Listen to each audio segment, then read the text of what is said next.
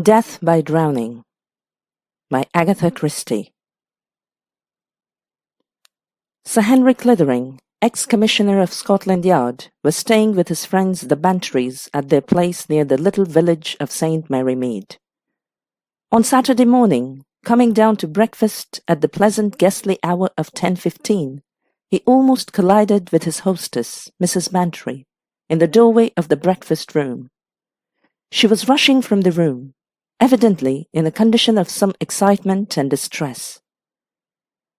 Colonel Bantry was sitting at the table, his face rather redder than usual. "Morning, Clithering," he said. "Nice day. Help yourself." Sir Henry obeyed. As he took his seat, a plate of kidneys and bacon in front of him, his host went on.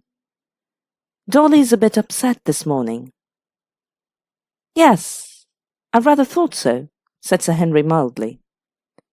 He wondered a little. His hostess was of a placid disposition, little given to moods or excitement. As far as Sir Henry knew, she felt keenly on one subject only, gardening. "Yes," said Colonel Bantry. "Bit of news we got this morning upset her.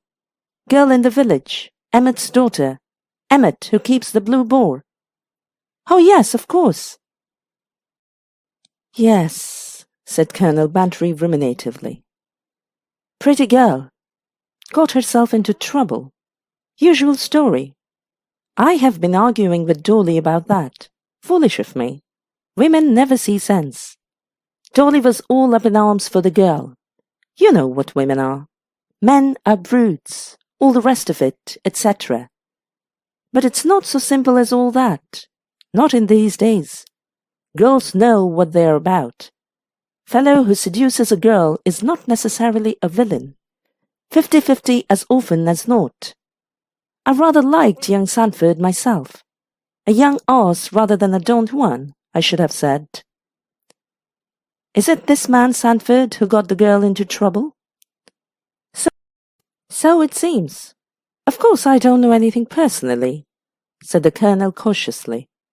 "It's all gossip and chat. You know what this place is. As I say, I know nothing.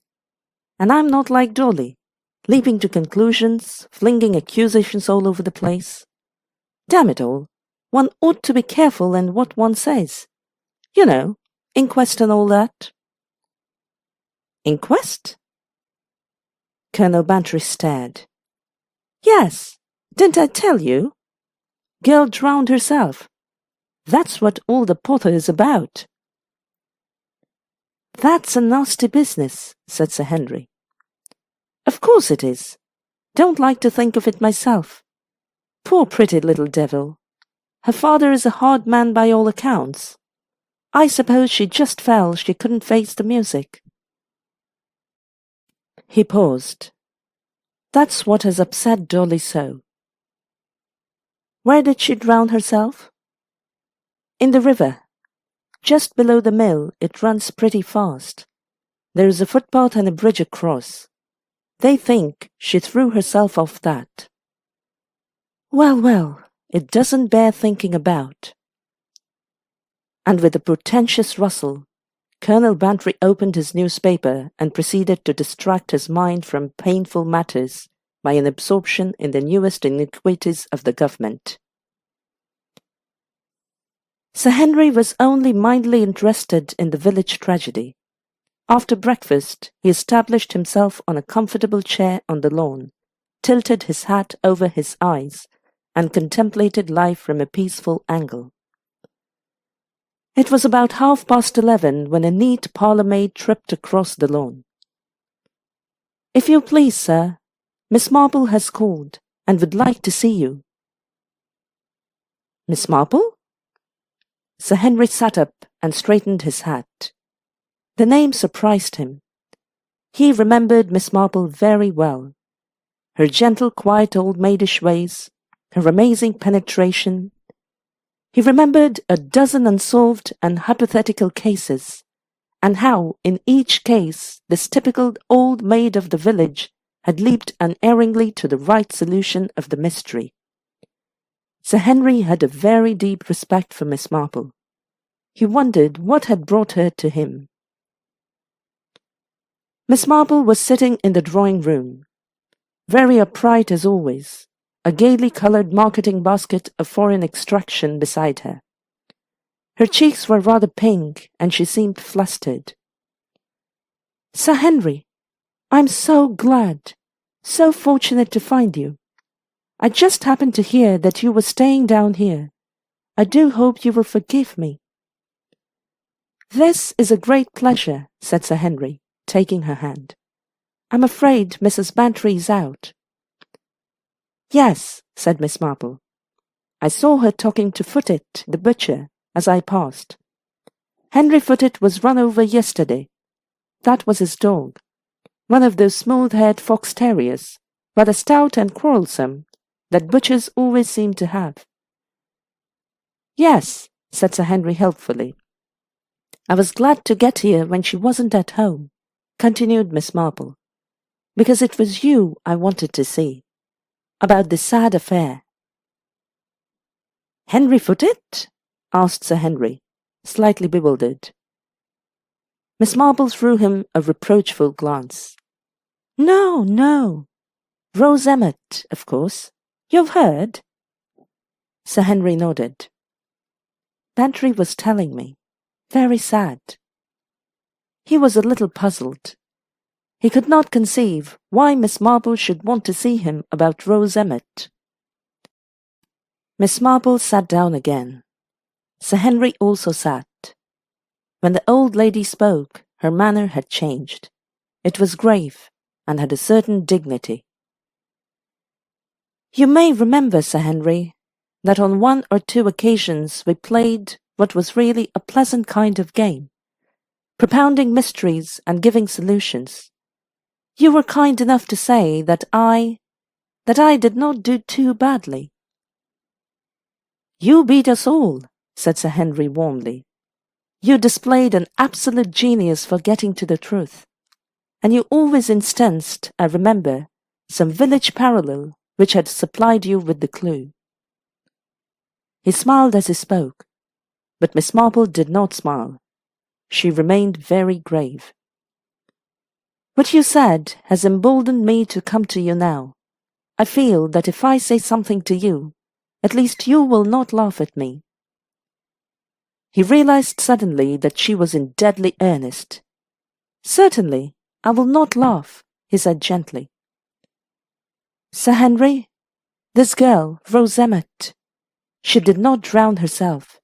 She was murdered, and I know who murdered her." Sir Henry was silent with sheer astonishment for quite 3 seconds. Miss Marple's voice had been perfectly quiet and unexcited.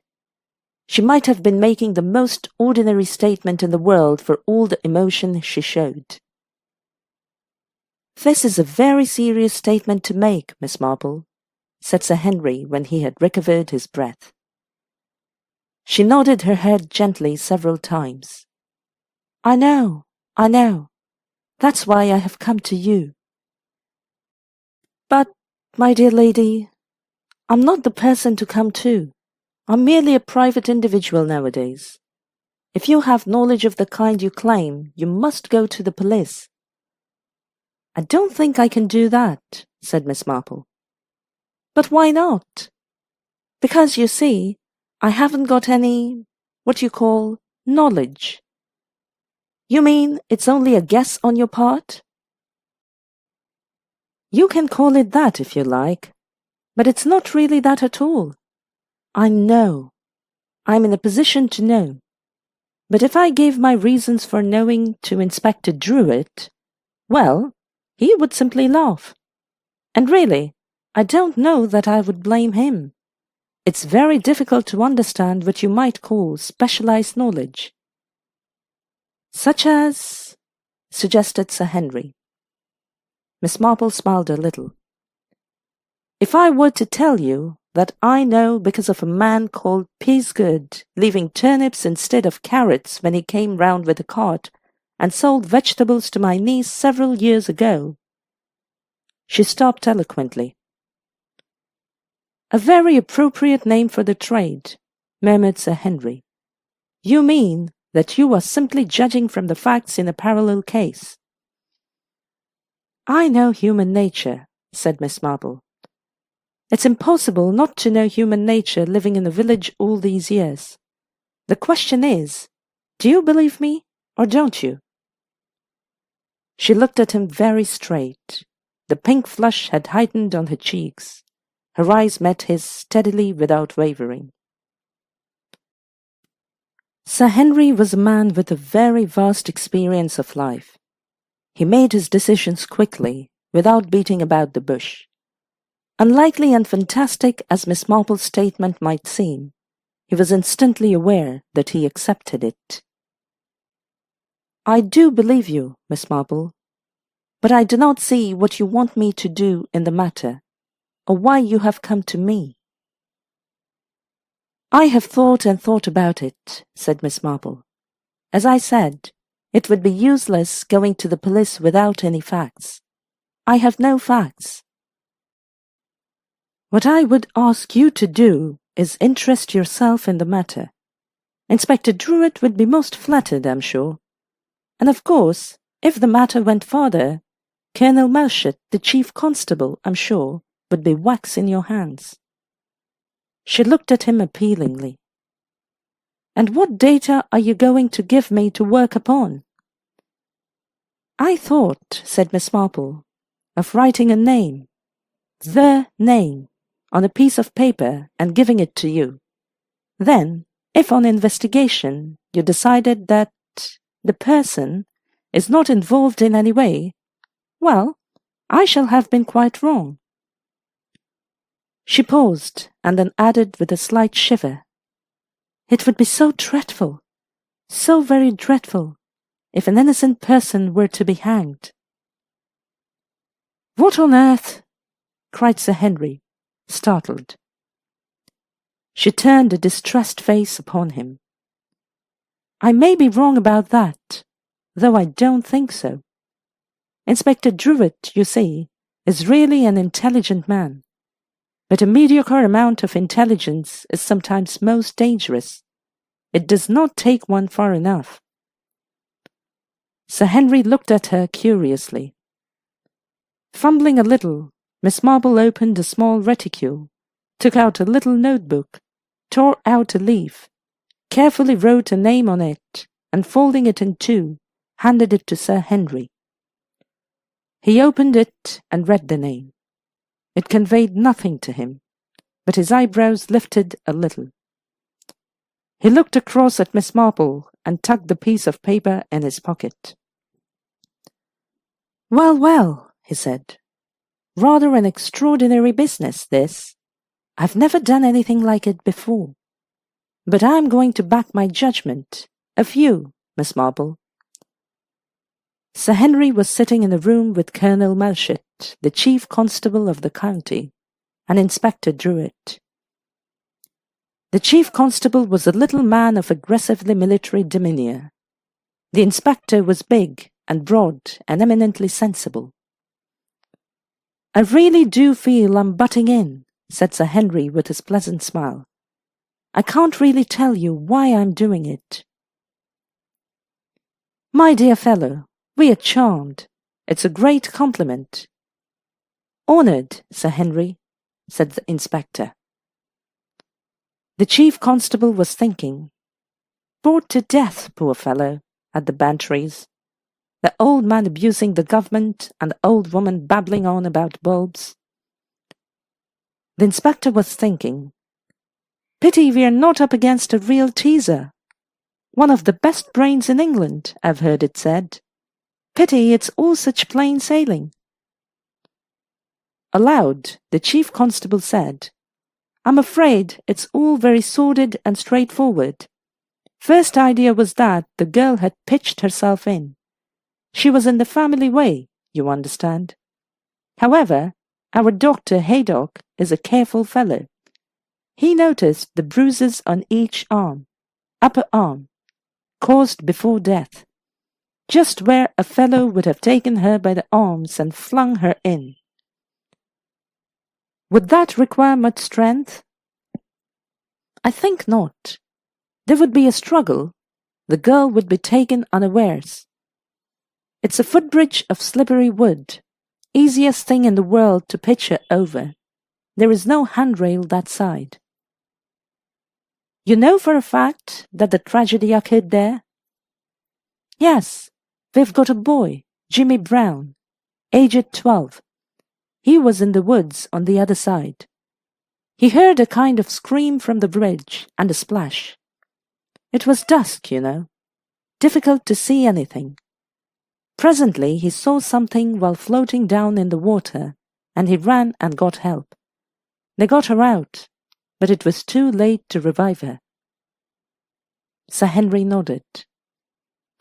The boy saw no one on the bridge?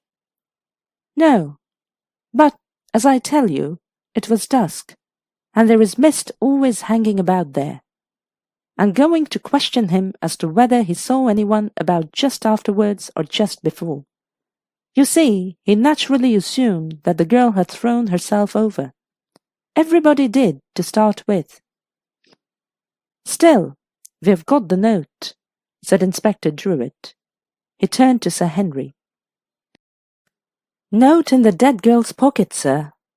Written with a kind of artist's pencil it was, and all of a sort though the paper was, we managed to read it.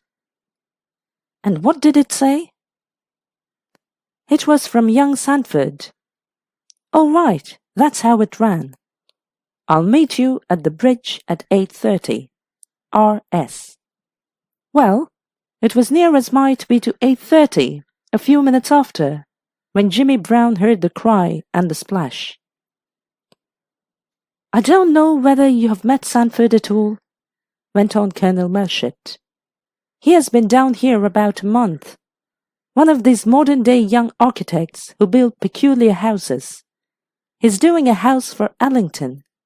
God knows what it's going to be like. Full of newfangled stuff, I suppose. Glass dinner table and surgical chairs made of steel and webbing. Well, that's neither here nor there, but it shows the kind of chap Sandford is. Bolshy, you know. No morals. Seduction, said Sir Henry mildly, is quite an old established crime, though it does not, of course, date far so back as murder. Colonel Melchett stared. Oh, yes, he said. Quite, quite. Well, Sir Henry, said Sir Druitt, there it is. An ugly business, but plain. This young Sandford gets the girl into trouble. Then he's all for clearing off back to London. He's got a girl there, nice young lady. He's engaged to be married to her. Well, naturally, this business, if she gets to hear of it, may cook his goose good and proper.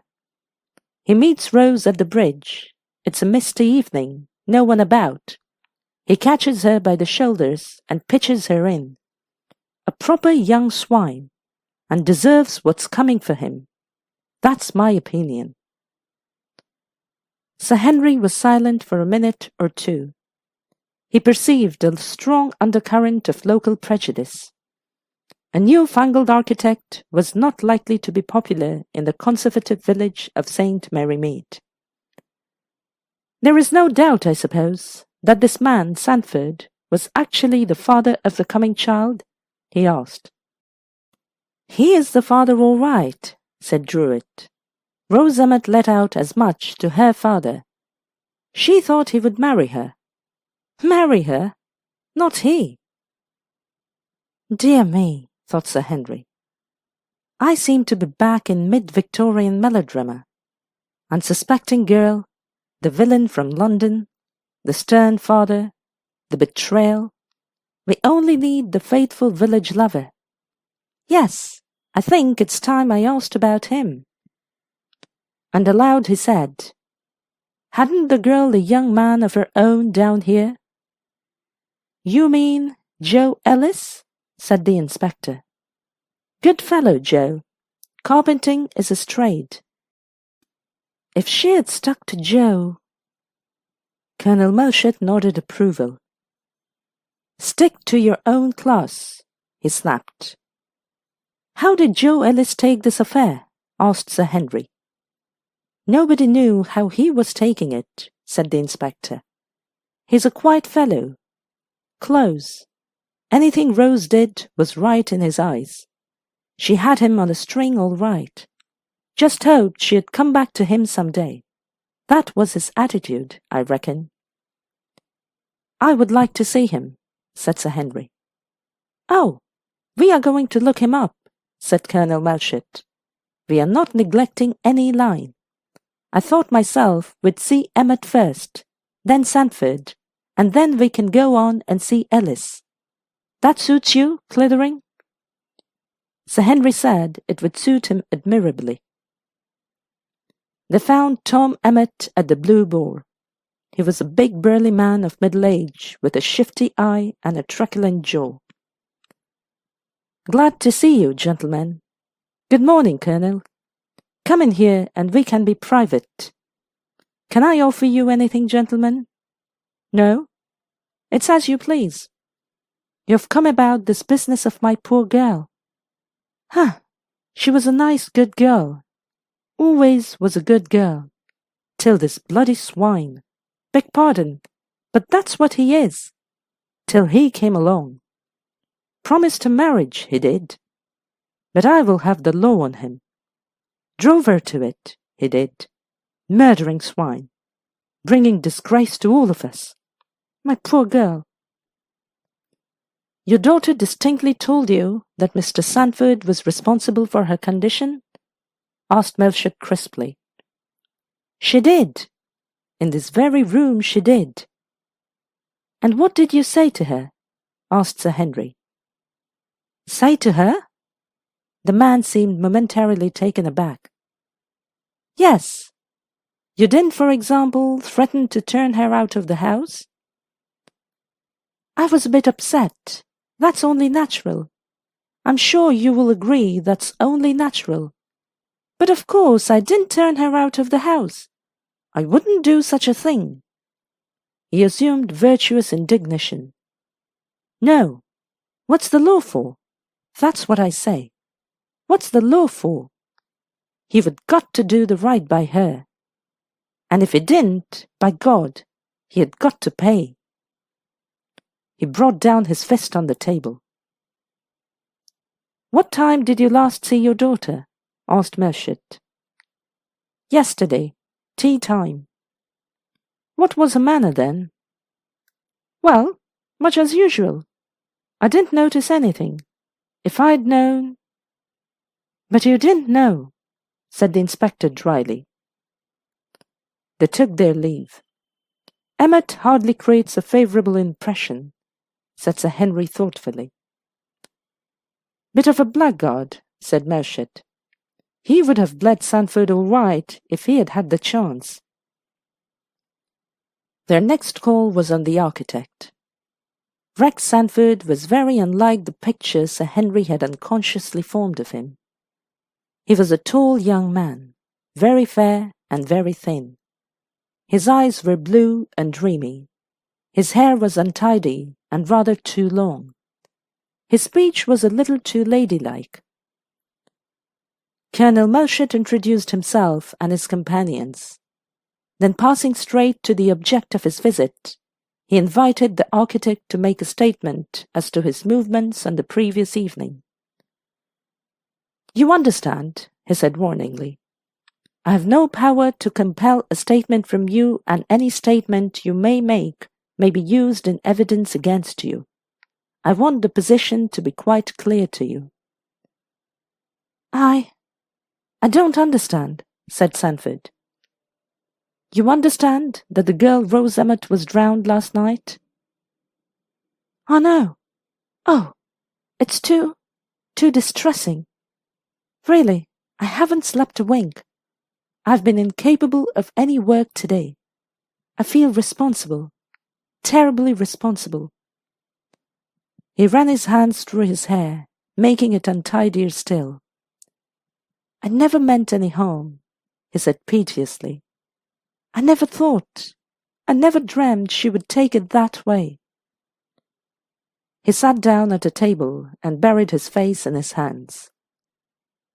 "Do I understand you to say, Mr. Sandford, that you refuse to make a statement as to where you were last night at 8:30? No, certainly not. I was out. I went for a walk." "You went to meet Miss Emmet?"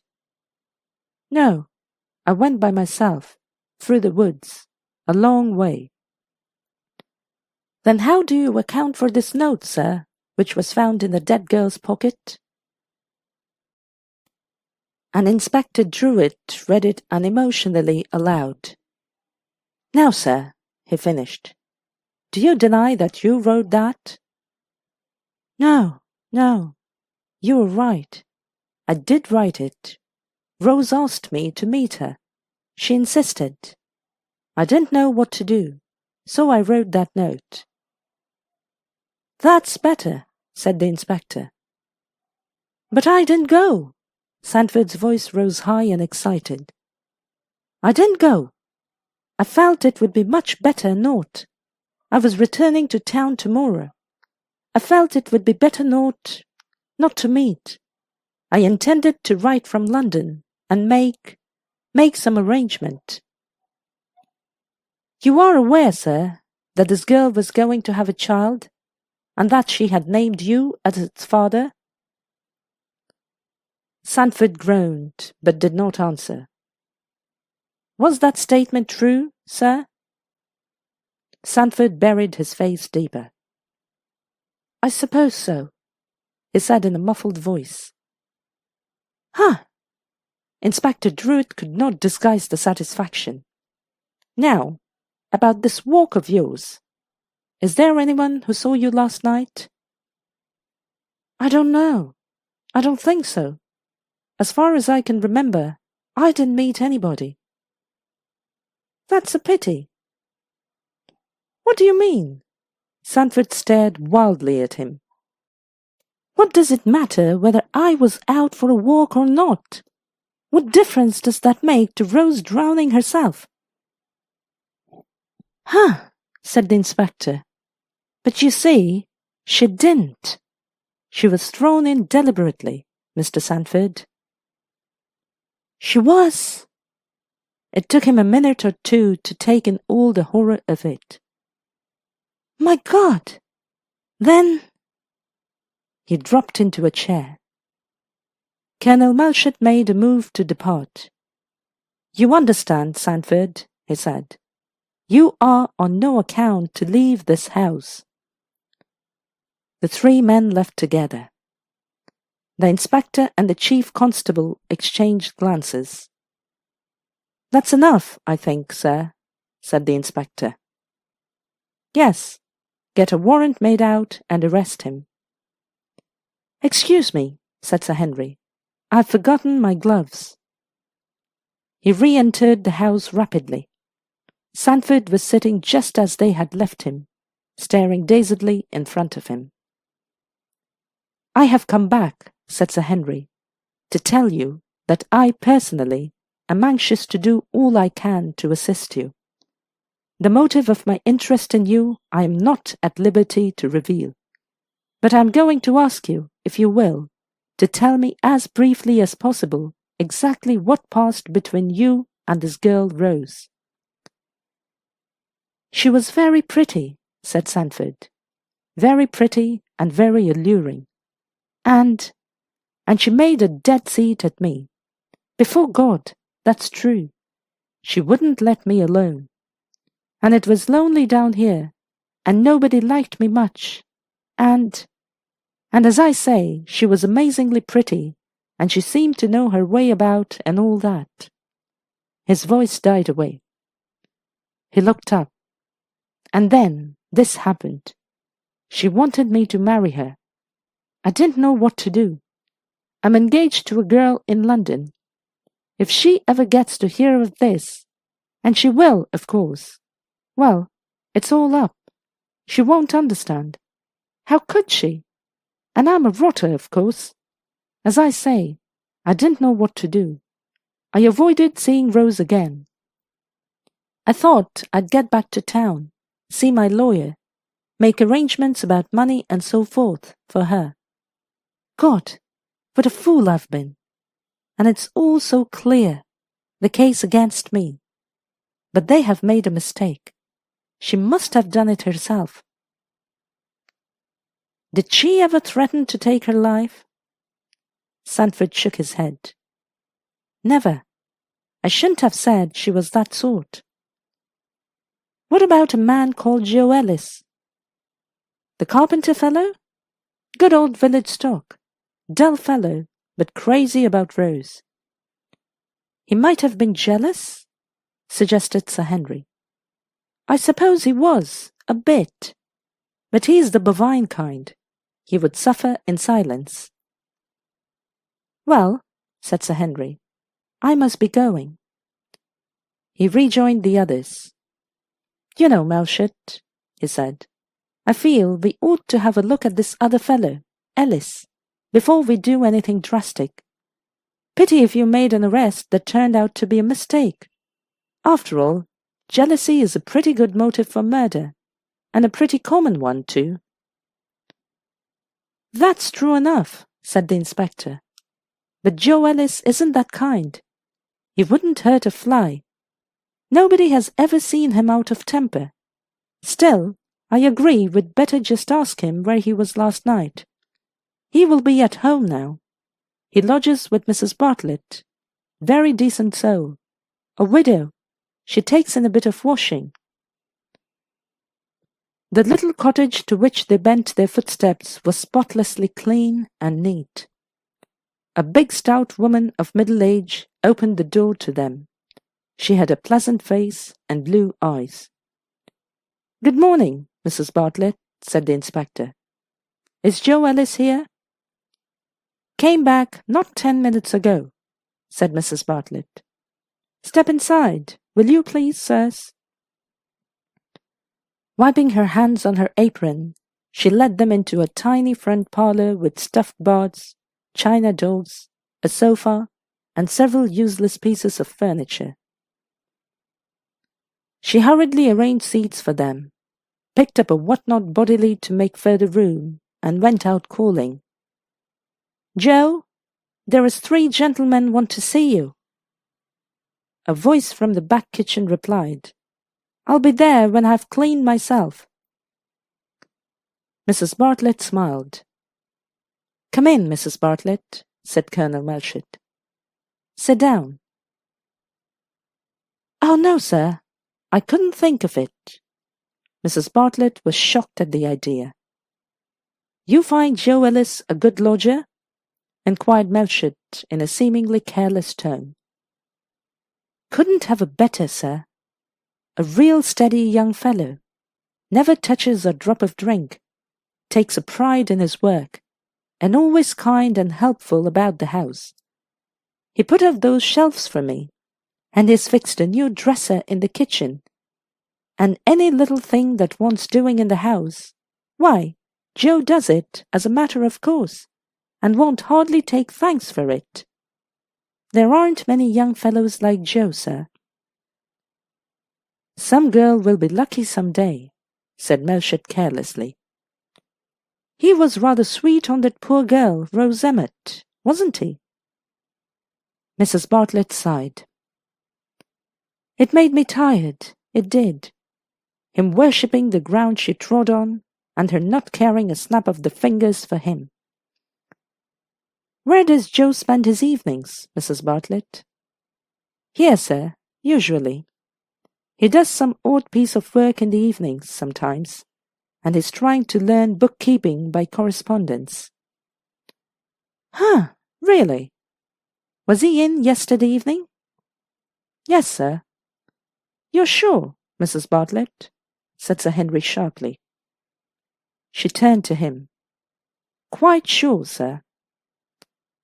He didn't go out, for instance, somewhere about 8 to 8:30? Oh, no, Mrs. Bartlett laughed. He was fixing the kitchen dresser for me nearly all the evening, and I was helping him. Sir Henry looked at her smiling, assured face, and felt his first pang of doubt. A moment later, Ellis himself entered the room. He was a tall, broad-shouldered young man, very good-looking in a rustic way. He had shy blue eyes and a good-tempered smile. Altogether, an amiable young giant. Melchett opened the conversation. Mrs. Bartlett withdrew to the kitchen. "We are investigating the death of Rose Emmett. You knew her, Ellis?" "Yes," he hesitated, then muttered. "Hope to marry her one day. Poor lass." "You have heard of what her condition was?" "Yes." A spark of anger showed in his eyes. "Let her down, he did. But it were for the best. She wouldn't have been happy married to him. I reckoned she would come to me when this happened. I would have looked after her. In spite of... It weren't her fault. He led her astray with fine promises and all. Oh, she told me about it. She had no call to drown herself. He weren't worth it." "Where were you, Ellis, last night at 8:30? Was it Sir Henry's fancy, or was there really a shade of constraint in the ready, almost too ready, reply?" "I was here, fixing up a contraption in the kitchen for Mrs. B. You ask her, she will tell you." He was too quick with that, thought Sir Henry. He's a slow-thinking man. That popped out so pat that I suspect he had got it ready beforehand. Then he told himself that it was his imagination. He was imagining things. Yes, even imagining an apprehensive glint in those blue eyes. A few more questions and answers, and they left. Sir Henry made an excuse to go to the kitchen. Mrs. Bartlett was busy at the stove. She looked up with a pleasant smile. A new dresser was fixed against the wall. It was not quite finished. Some tools lay about, and some pieces of wood. "That's what Ellis was at work on last night?" said Sir Henry. "Yes, sir. It's a nice bit of work, isn't it? He's a very clever carpenter." No apprehensive gleam in her eye. No embarrassment. But Ellis, had he imagined? No, there had been something. "I must tackle him," thought Sir Henry. Turning to leave the kitchen, he collided with a perambulator. "Not walking up the baby up, I hope," he said. Mrs. Bartlett's laugh rang out.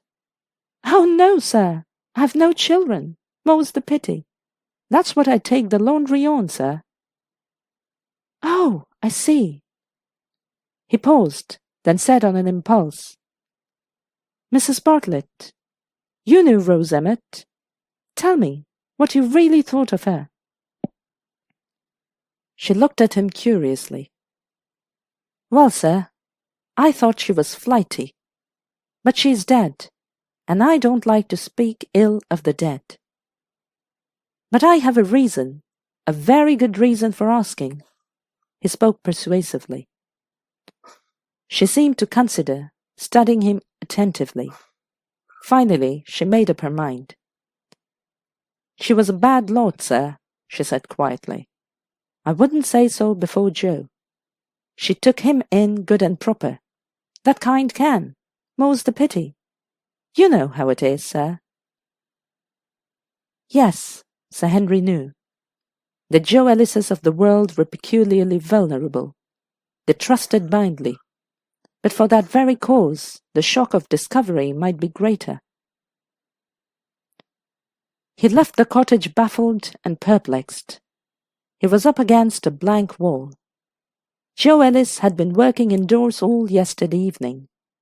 Mrs. Bartlett had actually been there watching him. Could one possibly get round that? There was nothing to set against it, except possibly that suspicious readiness in replying on Joe Ellis's part, that suggestion of having a story pat. "Well," said Melchett, "that seems to make the matter quite clear, eh?" "It does, sir. agreed the inspector. "Sanford is our man. Not a leg to stand upon. The thing is as plain as daylight. It's my opinion as the girl and the father were out to, well, practically blackmail him.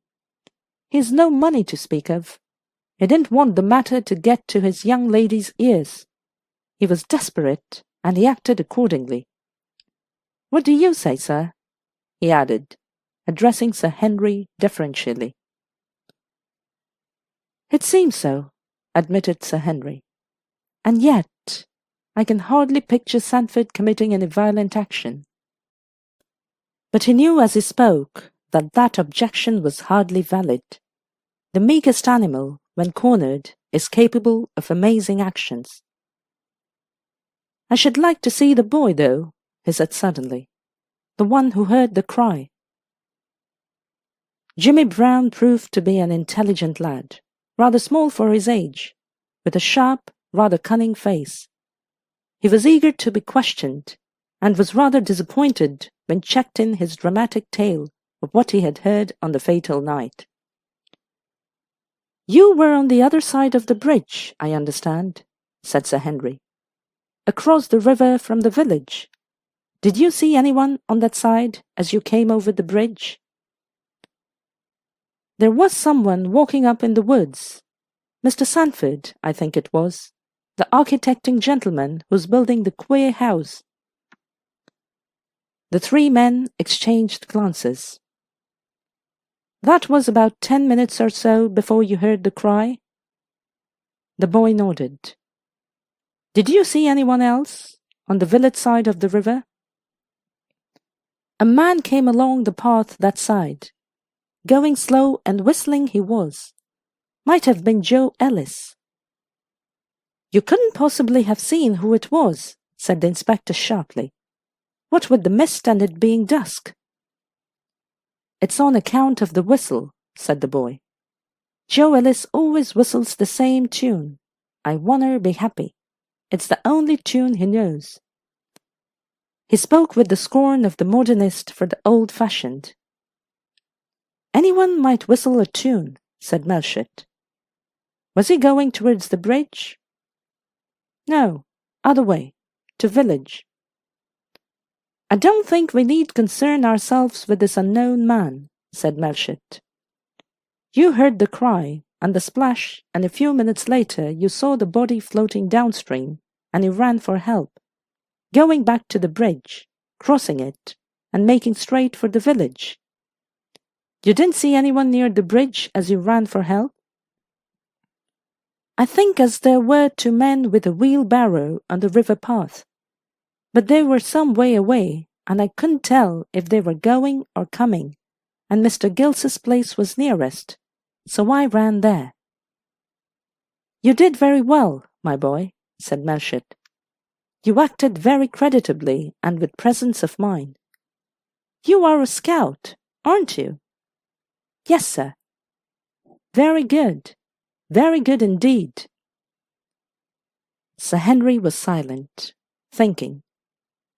He took a slip of paper from his pocket, looked at it, shook his head. It didn't seem possible, and yet... He decided to pay a call on Miss Marple. She received him in her pretty, slightly overcrowded, old-style drawing-room. "I've come to report progress," said Sir Henry. "I'm afraid that from our point of view, things aren't going well. They are going to arrest Sanford, and I must say I think they're justified." "You have found nothing in, what shall I say, support of my theory, then?" She looked perplexed, anxious. "Perhaps I've been wrong, quite wrong. You have such wide experience. You would surely detect it if it were so." "For one thing," said Sir Henry, "I can hardly believe it. And for another, we are up against an unbreakable alibi. Joe Ellis was fixing shelves in the kitchen all the evening, and Mrs. Bartlett was watching him do it." Miss Marple leaned forward, taking in a quick breath. But that can't be so, she said. It was Friday night. Friday night? Yes, Friday night. On Friday evenings, Mrs. Bartlett takes the laundry she has done round to the different people. Sir Henry leaned back in his chair. He remembered the boy Jimmy's story of the whistling man, and yes, it would all fit in. He rose, taking Miss Marple warmly by the hand. I think I see my way, he said. At least I can try. 5 minutes later, he was back at Mrs. Bartlett's cottage and facing Joe Willis in the little parlour among the china dolls. You lied to us, Ellis, about last night, he said crisply. You were not in the kitchen here fixing the dresser between 8 and 8:30. You were seen walking along the path by the river towards the bridge a few minutes before Rose Emmett was murdered. The man gasped. She weren't murdered. She weren't. I had naught to do with it. She threw herself in. She did. She was desperate like. I wouldn't have harmed a hair on her head. I wouldn't. Then why did you lie as to where you were? Asked Sir Henry keenly. The man's eyes shifted and lowered uncomfortably. I was scared. Mrs. B saw me around there, and when we heard just afterwards what had happened, well, she thought it might look bad for me. I fixed I'd say I was working here, and she agreed to back me up. She's a rare one, she is. She's always been good to me. Without a word, Sir Henry left the room and walked into the kitchen. Mrs. Bartlett was washing up at the sink. Mrs. Bartlett, he said, I know everything. I think you'd better confess. That is, unless you want Joe Ellis hanged for something he didn't do. No, I see you don't want that. I'll tell you what happened. You were out taking the laundry home. You came across Rose Emmett. You thought she had given Joe the chuck and was taking up with the stranger. Now she was in trouble. Joe was prepared to come to the rescue, marry her if need be, and if she would have him. He has lived in your house for 4 years. You've fallen in love with him. You want him for yourself. You hated this girl. You couldn't bear that this worthless little slut should take your man from you. You're a strong woman, Mrs. Bartlett. You caught the girl by the shoulders and shoved her over into the stream. A few minutes later, you met Joe Ellis. The boy Jimmy saw you together in the distance, but in the darkness and the mist, he assumed the perambulator was a wheelbarrow and 2 men wheeling it. You persuaded Joe that he might be suspected, and you concocted what was supposed to be an alibi for him, but which was really an alibi for you. Now then, I'm right, am I not? He held his breath. He had stake all on his throw. She stood before him, rubbing her hands on her apron, slowly making up her mind. It's just as you say, sir, she said at last, in a quiet, subdued voice. A dangerous voice, Sir Henry suddenly felt it to be.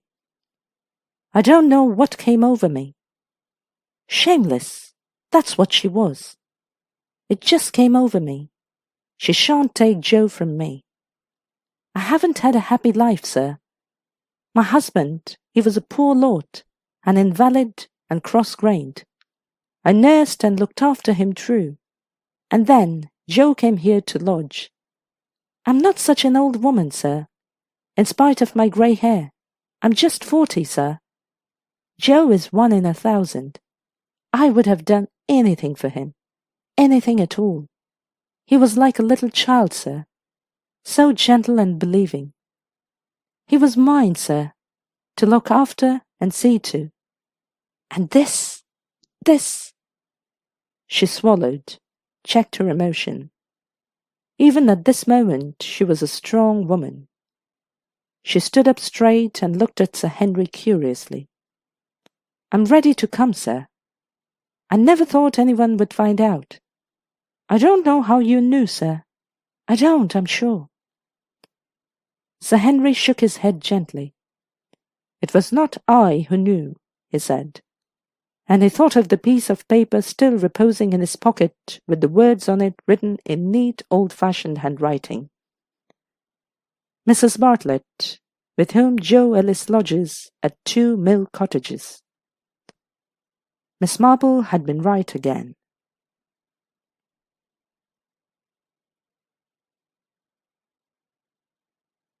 The end.